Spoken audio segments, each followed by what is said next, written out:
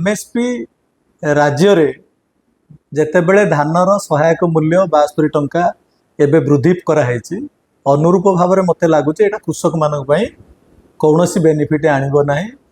जमी बेल पाचिले काहुर किसी जायस ना एमएसपी मूल्य वृद्धि हेले कृषक मानकर किसी एथिरे लाभ हबार ना ये कथा मुझे कहूँ जे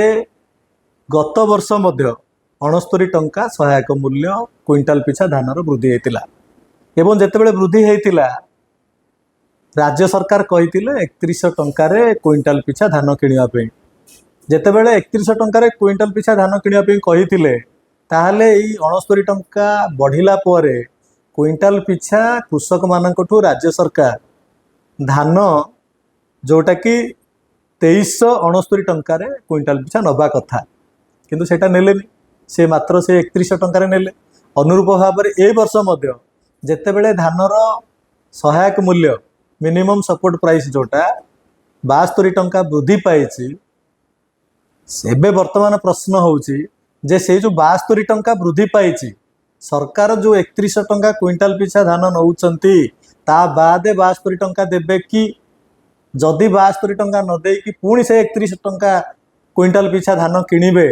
ताहले मु भाबुची जे जो एमएसपी जदि 72 टंका कौन जदि 400 टंका भी धान क्विंटाल पिछा बढ़िबो ताहले मध्य साधारण कृषक पई कौनसी बेनिफिट नाही कहीं ना धीरे धीरे जो 31 टंका क्विंटाल पिछा धान वर्तमान किणुछंती जेतेबेले प्रत्येक वर्ष एमएसपी मूल्य धानर एमएसपी मूल्य वृद्धि हम मु भाबुची ए टंकाटा सेतरे एडजस्ट होउची तेणु सरकारंकर एटा बेनिफिट लोकंकर किसी बेनिफिट नु तेणु से 31 टंकार गत वर्ष धान किणी ए वर्ष